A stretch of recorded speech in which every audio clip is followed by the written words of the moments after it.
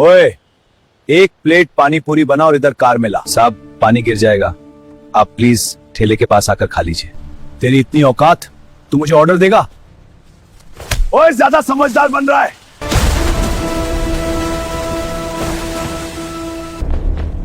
Madam, बाहर विक्की भैया ने उस पानी पूरी वाले को बहुत मारा है, उसका ठेला पलट दिया।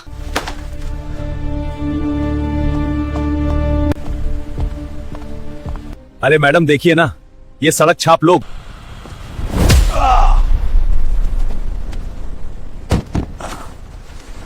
आगे क्या होने वाला है ये जानकर आपके होश उड़ जाएंगे। वीडियो को पूरा जरूर देखिए। शहर का सिविल लाइंस थाना अपनी रौबदार इमारत के लिए जाना जाता था। थाने के बाहर एक पुराना नीम का पेड़ था, जिसकी छांव में पिछले 6 महीनों से एक आदमी पानी पूरी का ठेला लगाता था। नाम था राहुल। उम्र करीब 35 साल, लेकिन चेहरे पर थकान और उदासी ऐसी जैसे जिंदगी की सारी धूप उसी ने सही हो। उसके सामने एक छोटा सा ठेला, तीखे और मीठे पानी के मटके और पपड़ी से भरी टोकरी थी। राहुल बहुत कम बोलता था। साहब, तीखा या मीठा, बस इतना ही उसकी जुबान से निकलता। उसका सिर हमेशा झुका रहता, जैसे वो दुनिया से नहीं बल्कि अपनी किस्मत से नजरें चुरा रहा हो। थाने के सिपाही कभी कभार मुफ्त में गोलगप्पे खा लेते, लेकिन राहुल ने कभी शिकायत नहीं की। उसे पता था कि सड़क पर जीने वालों के पास शिकायत का अधिकार नहीं होता। एक दिन थाने में बड़ी हलचल थी। खबर थी कि नई आईपीएस मैडम चार्ज लेने आ रही हैं।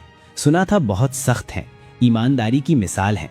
ठीक सुबह 10 बजे एक सरकारी बुलेरो सायरन बजाती हुई थाने के गेट पर रुकी।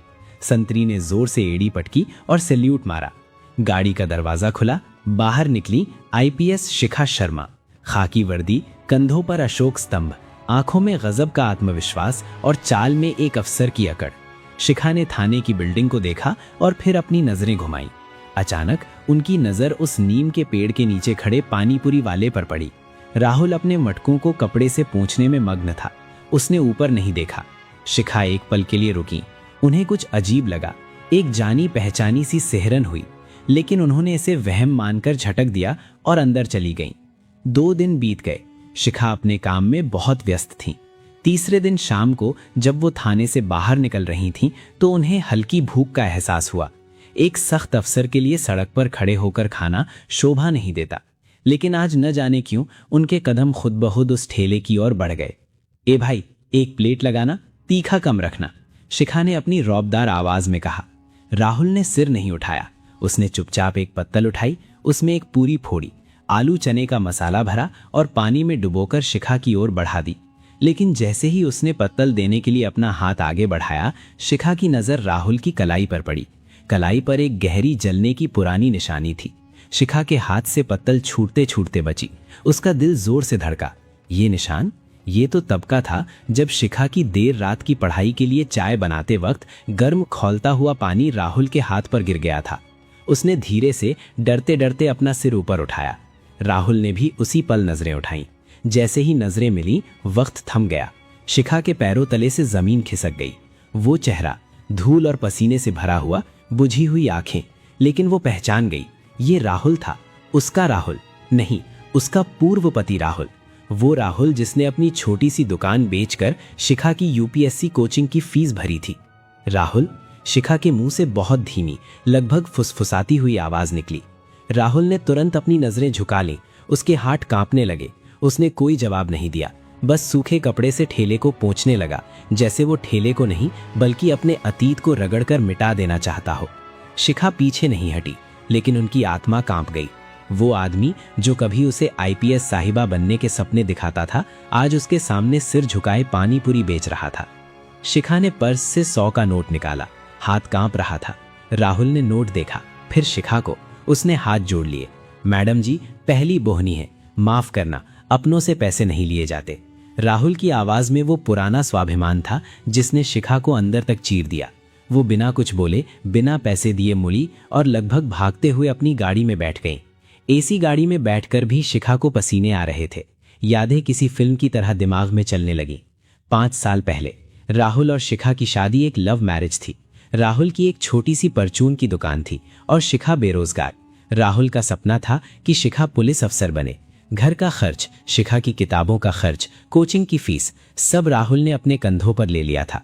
उसने दिन रात एक कर दिया, अपने शौक मार दिए ताकि शिखा पढ़ सके। शिखा का चयन हो गया, आईपीएस बन गई। खुशियां आईं, लेकिन साथ में अहंकार भी ले आईं। शिखा की दुनिया बदल गई। नए दोस्त, बड़े अफसर, पार्टी और स्टेटस। राहुल का सीधा साधापन उसे अब खटकने लगा था। शिखा के रिश्तेदारों ने भी आग में घी डाला। तेरी हैसियत अब एक जिले की मालिक की है और ये दुकानदार तेरे लायक नहीं। रोज झगड़े होने लगे। राहुल की दुकान, जो शिखा की पढ़ाई के कर्ज के कारण बिक गई थी, के बाद की बेरोजगारी को उसका निकम्मापन कहा गया। और एक दिन एक बड़ी बहस के बाद शिखा ने कह दिया, तुम मेरी तरक्की से जलते हो, मुझे तुमसे आजादी चाहिए। तलाक हो गया। राहुल ने कोई गुजारा भत्ता नहीं मांगा, बस एक बैग उठाया और सब कुछ छोड़कर चला गया। शिखा ने सोचा था कि वो आजाद हो गई है, लेकिन आज उसे समझ आया कि राहुल ने सिर्फ घर नहीं, शायद अपनी जिंदगी ही छोड़ दी थी। अगले कुछ दिनों तक शिखा ने उस ठेले की तरफ देखना बंद कर दिया। वो एक अजीब से अपराध बोध में जी रही थी। वो चाहती थी कि राहुल वहां से चला जाए ताकि उसे अपना अतीत रोज न देखना पड़े। एक दिन शिखा ने एक हवलदार को बुलाया। पांडे जी, ये बाहर जो पानीपुरी वाला खड़ा होता है, इसे हटा दीजिए। थाने के बाहर अतिक्रमण बर्दाश्त नहीं है। आदेश सख्त था। हवलदार बाहर गया। ए राहुल, चल हटा अपना ठेला, मैडम का ऑर्डर है, यहाँ अब कोई ठेला नहीं लगेगा। राहुल ने सुना। एक पल के लिए उसने थाने की उस बालकनी की तरफ देखा जहां से शिखा शायद उसे देख रही होंगी। उसने कुछ नहीं कहा, चुपचाप अपना ठेला धक्का मारते हुए और गेट से 100 मीटर दूर कड़ी धूप में एक सुनसान सड़क के किनारे ले जाकर खड़ा कर दिया। जहां भयंकर धूप थी, कोई ग्राहक नहीं था। शिखा ने बालकनी से ये देखा। उसे लगा था उसे सुकून मिलेगा, लेकिन धूप में तपते राहुल को देखकर उसका कलेजा मुंह को आ गया। तभी एक घटना घटी जिसने सब कुछ बदल दिया। एक स्थानीय नेता का बिगड़ैल बेटा विक्की अपनी लग्जरी कार से उसी सड़क से गुजरा। उसे प्यास लगी थी। उसने राहुल के पास गाड़ी रोकी और शीशा नीचे किया। ओए, एक प्लेट पानी पूरी बना और इधर कार में ला।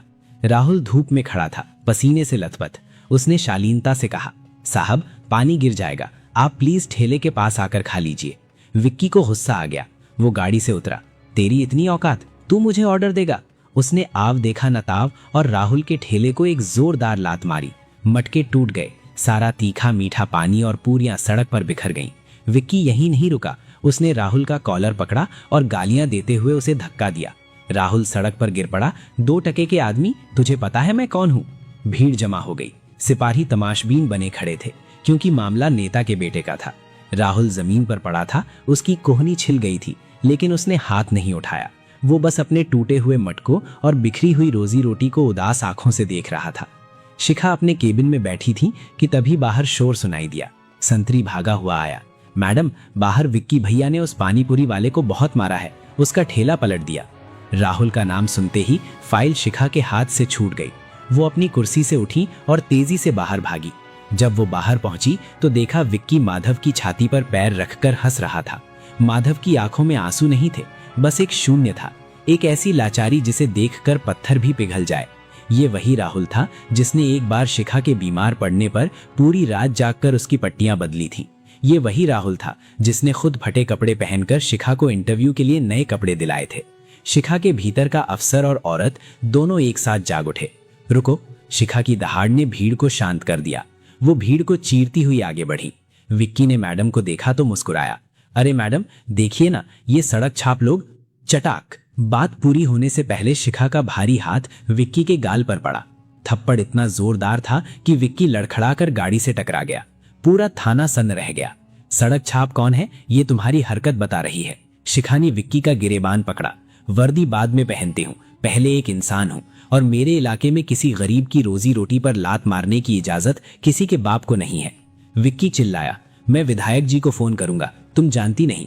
मिलाओ फोन। शिखा ने अपनी आंखों में आग लिए कहा, और उन्हें यह भी बताना कि आईपीएस शिखा शर्मा ने तुम्हें धारा 323, 427 और 504 के तहत गिरफ्तार किया है। शिखा ने सिपाहियों को कड़क आवाज में कहा, डालो इसे लॉकअप में। सिपाही मैडम का हौसला देखकर शेर हो गए। उन्होंने विक्की को घसीटते हुए जीप में डाला। भीड़ तालियां बजाने लगी, लेकिन शिखा का ध्यान तालियों पर नहीं था। वो घुटनों के बल जमीन पर बैठ गई, धूल और कीचड़ की परवाह किए बिना, और राहुल की बिखरी हुई पूरियां और पत्तले समेटने लगी। राहुल ने उनका हाथ पकड़ लिया। मैडम, आप क्या कर रही हैं? आपकी वर्दी गंदी हो जाएगी। शिखा ने नम आंखों से राहुल को देखा। वर्दी तो तब गंदी होती राहुल जब मैं अन्याय देखकर चुप रह जाती।